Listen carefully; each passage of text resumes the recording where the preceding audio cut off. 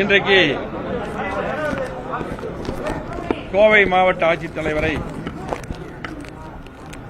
எங்களது எதிர்க்கட்சித் தலைவர், எங்களது கழகத்தினுடைய பொதுச் செயலாளர், முன்னாள் முதலமைச்சர், வருங்கால முதலமைச்சர் எடப்பாடியார் ஆணையின்படி, வழிகாட்டுதலின்படி இன்றைக்கு கோவை மாவட்டத்தில் இருக்கக்கூடிய அடிப்படை பிரச்சனைகள் குறித்து, பொதுமக்கள் ஏற்படக்கூடிய பிரச்சனைகள், அடிப்படை திட்டங்களை நிறைவேற்ற கோரி நாங்கள் அனைத்து சட்டமன்ற உறுப்பினர்களும்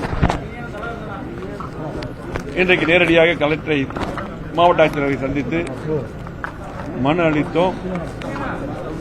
இதில் குறிப்பாக கோவை மாநகராட்சியிலே, மாநகராட்சி மட்டுமல்ல பேரூராட்சி எல்லா பக்கம் உங்களுக்கு பாத்தீங்கன்னா கடுமையான வரி உயர்வு, அதே போல மின்கட்டண உயர்வெல்லாம் உங்களுக்கு நடந்தது தெரியும். பொதுமக்கள் அதில் மிக சிரமத்தில் இருக்கிறார்கள். இன்றைக்கு மீண்டும் 6% சொத்து வரி உயர்வு, அதே போல கோவை மாநகராட்சியிலே தனியாக தீர்மானம் போட்டு 3% வரி உயர்வு, அதே போல சொத்துக்களுக்கும் வீடுகளுக்கும், அதே போல குப்பையிலிருந்து எல்லாத்துக்கும் வரி உயர்வு மட்டுமல்ல அபராத வரி ஒரு 3% என்று பல தீர்மானங்கள் எல்லாம் போட்டுள்ளார்கள். குடிநீர் வரி என்று எல்லாத்தையும் போட்டுள்ளார்கள். உடனடியாக அதை ரத்து செய்ய வேண்டும் என்றும், அதே போல கோவை மாவட்டத்தில் பாதாள சாக்கடை திட்டத்துக்கு தோண்டப்பட்ட பள்ளங்கள், அதே போல குடிநீர் குழாய் பதிப்பதற்கு தோண்டப்பட்ட பள்ளங்கள், பழுதடைந்த சாலைகள் என்று அதிகமான சாலைகள் இன்றைக்கு பொதுமக்கள் நடக்க முடியாத சூழ்நிலையில் இருக்கிறது. இதை நாங்கள்லாம் பார்த்தீங்கன்னா எல்லா சட்டமன்ற உறுப்பினர்கள் நாங்கள் எல்லாருமே சட்டமன்றத்திலையும் இதை நாங்கள் இந்த கோரிக்கையாக உடனடியாக சாலைகள் செப்பனிட வேண்டும் என்று, நிதி கூடுதலாக ஒதுக்க வேண்டும் என்று கோரிக்கை வைத்தோம். இன்னும் எதுவுமே அதுக்கு செவிசாய்க்கவில்லை. இன்றைக்கு மாவட்ட ஆட்சித்தலைவர்கள் அனைத்து சாலைகளும், இன்னைக்கு வந்து மழை பெஞ்சிட்டு இருக்கு, எல்லா பக்கம் தண்ணி தேங்கி இருக்குது. தண்ணி தேங்கும் பொழுது பொதுமக்கள் நடக்கும் பொழுதோ, வாகனத்தில் டூ வீலர் செல்லும் போதோ அந்த குழி எவ்வளவு ஆழம் என்று தெரியாது. ஆகவே நிறைய பேர் விழுந்து பாத்தீங்கன்னா கை எல்லாம், காலெல்லாம் சேதமடைந்து உயிருக்கு ஆகக்கூடிய சூழ்நிலை இருக்கிறது. ஆகவே இந்த சாலைகளை உடனடியாக செப்பனிட வேண்டும் என்று கோரிக்கை, முக்கியமான கோரிக்கையாக வைத்திருக்கோம். அதே போல இந்த மழை வருகின்ற நேரத்தில் குளத்துக்கு வரக்கூடிய அந்த வாய்க்கால் எல்லாம் உடனடியாக மழைக்கு முன்னாடி சுத்தப்படுத்தி இருக்க வேண்டும், தூர்வாரி இருக்க வேண்டும். அதையெல்லாம் சரியாக செய்யவில்லை.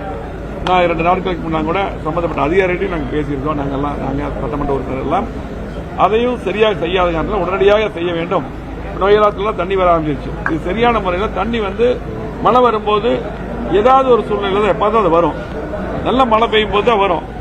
பருவ காலத்திலையும் கூட மழை பெய்யும் கூட சில டைம் வராமல் போயிடும். வரும்பொழுது தான் தண்ணீரை தேக்க வேண்டும், அதுதான் முக்கியம்.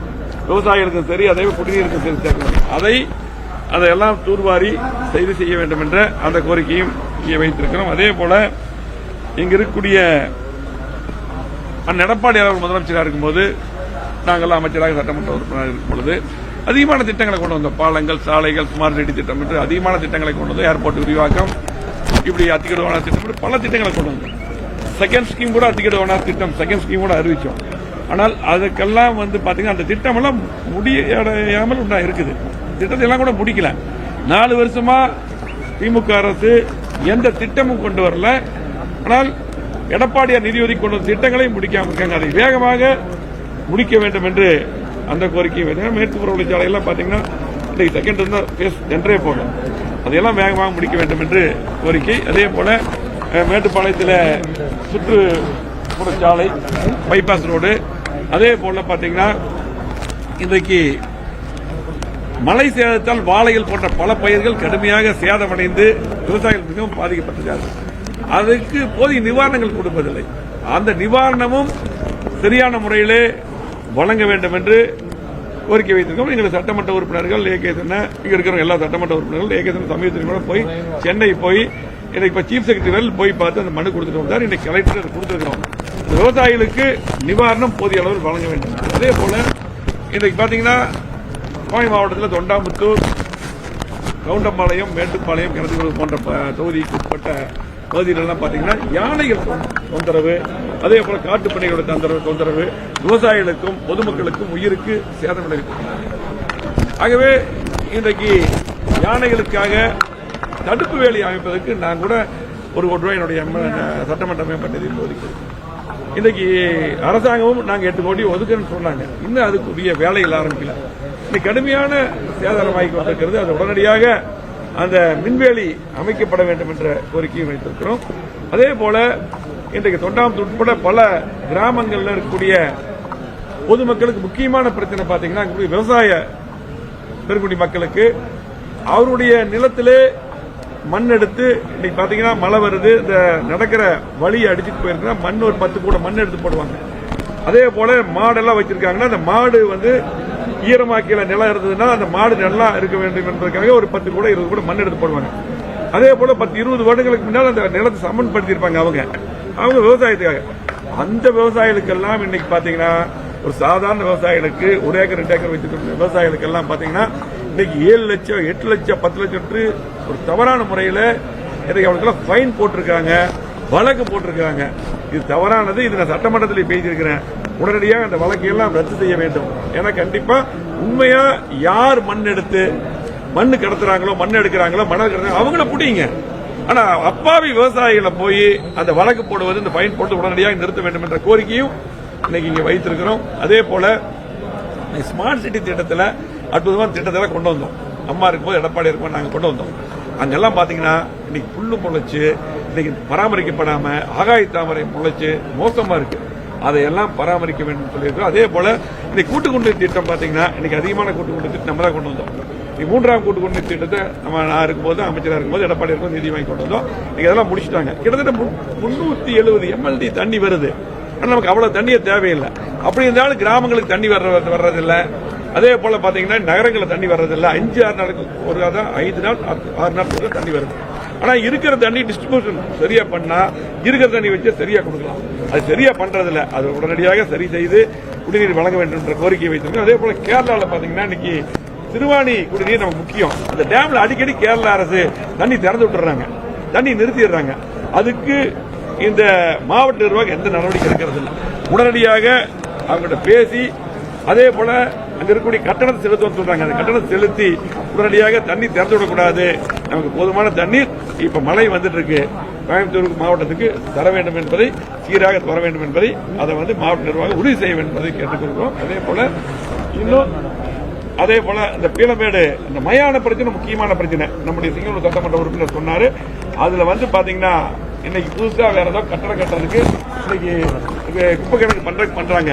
அங்க இருக்கிற அனைத்து கட்சி கூட்டம் போட்டு பொதுமக்கள் அது பண்ணக்கூடாதுன்னு சொல்லியிருக்காங்க. அதை மீறி பண்றாங்க. அது உடனடியாக மாநகராட்சி நிர்வாகம் நிறுத்த வேண்டும். குப்பை எடுக்கிறது இல்ல. அதே போல இன்னைக்கு பாத்தீங்கன்னா எல்லா பக்கம் நோய் வரும். மழை வந்துச்சு நோய் வரும். தடுப்பு மருந்து எங்கேயுமே ப்ளீச்சிங் போடுறது இல்ல, தடுப்பு மருந்தே இல்ல. நம்ம இருக்கும்போது எத்தனை லாரி வச்சு அடிச்சு எல்லாம் பண்ணோம். அதெல்லாம் எதுவுமே செய்யறது இல்ல. இது எந்த நடவடிக்கையும் எடுக்கிறது இல்ல, எந்த வேலையும் நடக்கிறது இல்ல. கண்டிப்பா இனியா செய்ய வேண்டும் கொடுத்திருக்கிறோம். இதை இந்த மாவட்ட நிர்வாகம் அதே போல வெள்ளூர் பஸ் ஸ்டாண்ட் பாத்தீங்கன்னா இங்க டிராபிக் இருக்குது. அதுவும் 40% கட்டி அப்படியே இருக்குது. அதுவும் உடனடியாக கட்டுமான பணி தொடங்க வேண்டும் சொல்லியிருக்கிறோம். அந்த குப்பை பிரச்சனை பாத்தீங்கன்னா இன்றைக்கு பாத்தீங்கன்னா திருப்பூர்லயும் கூட இன்னைக்கு சொல்லியிருக்காங்க. திருப்பூர் குப்பை கூட கோயம்புத்தூர் கூட அதெல்லாம் வரக்கூடாதுன்னு சொல்லி சட்டமன்றத்தில் சொல்லிட்டோம். இன்னைக்கு பாத்தீங்கன்னா குப்பை பிரச்சனை கடுமையா இருக்குது. வெள்ளூர் குப்பை கிடங்க மருந்து அடிக்கணும். அதே போல வாசம் வராம தடுக்கணும். அதே போல மரப்பாலத்தில் பாத்தீங்கன்னா அங்க பாலத்தை இப்ப க்ளோஸ் பண்ணிருக்காங்க. இன்னைக்கு டிராபிக் இருக்கு. எந்த போலீஸும் அங்க இல்ல. காவல்துறை செயல்படாம இருக்கு. உடனடியாக காவல்துறை போலீஸ் அங்க போட்டு நடவடிக்கை எடுக்க வேண்டும் என்ற கோரிக்கை இங்க வச்சிருக்கிறோம். மாற்று வழியும் கூடுதலாக செய்ய வேண்டும் என்ற கோரிக்கையை வச்சிருக்கோம். இதெல்லாம் இந்த கோரிக்கையெல்லாம் உடனடியாக மழை பெஞ்சிட்டு இருக்குது. நிறைய மக்கள் பாதிச்சிட்டு இருக்காங்க. இந்த கோரிக்கையெல்லாம் செய்யவில்லை என்றால் அதிகபட்சமாக ஒரு 10 நாட்கள் கண்டிப்பா கார்பரேஷன், ஏன்னா மாநகராட்சி தான் இன்னைக்கு மோசமா இருக்கு, ரோடுக்கு பூரா மோசமா இருக்கு, உடனடியாக நடவடிக்கை எடுக்கணும். நான் கூடுதல் நிதி வேணும் சட்டமன்றத்தில் கேட்டிருக்கிறோம். நீங்க கண்டிப்பா இந்த ரோடெல்லாம் சரி செய்யல, இந்த நடவடிக்கை எடுக்கல, குடிநீர் சரியா வழங்கலன்னா கண்டிப்பாக 10 நாள் பாப்பா. அதுக்கு பின்னால் மிகப்பெரிய போராட்டம் அதிமுக சார்பாக புரட்சி தலைவர் எடப்பாடியாருடைய ஆணையை பெற்று மிகப்பெரிய போராட்டம் மக்களுக்காக நடத்தப்படும் என்று தெரிவித்துள்ளோம். இப்போ கோவை மாவட்டத்தில் சட்டவிரோத மது விற்பனை அதிகரிச்சிருக்கு. இப்போ சரவணம்பட்டி பகுதியில் பாத்தீங்கன்னா காலப்பட்டி சாலையில் கூட இன்னைக்கு காலையில கூட காலையில் 6 மணிக்கு மது அருந்த போனவர் தற்பொழுது மர்மமான முறையில் இறந்திருக்கிறாரு. அதுவும் அந்த கடையும் அனுமதி இல்லாத பார் அப்படின்னு தகவல் வந்திருக்கு. நீங்களே சொல்றீங்க அவங்க வந்து அந்த அனுமதிக்கு பாருக்கு அனுமதி இல்ல, அதே போல மர்மமாக இறந்திருக்காங்க. கண்டிப்பாக இதெல்லாம் தடுத்து நிறுத்தப்பட வேண்டும். அது மட்டுமல்ல, கண்டிப்பா அது கடுமையான நடவடிக்கை எடுக்க வேண்டும். எங்கெங்க வந்து லைசன்ஸ் இல்லாம அது இயங்குதோ அந்த பார்கள் ரத்து செய்ய வேண்டும். அதே போல இன்றைக்கு அனுமதி இல்லாம எங்க விற்கப்படுதோ அது என்ன பாருங்க, ஒரு உயிரே போயிருக்கு. உடனடியாக அதை தடுத்து நிறுத்தப்பட வேண்டும்.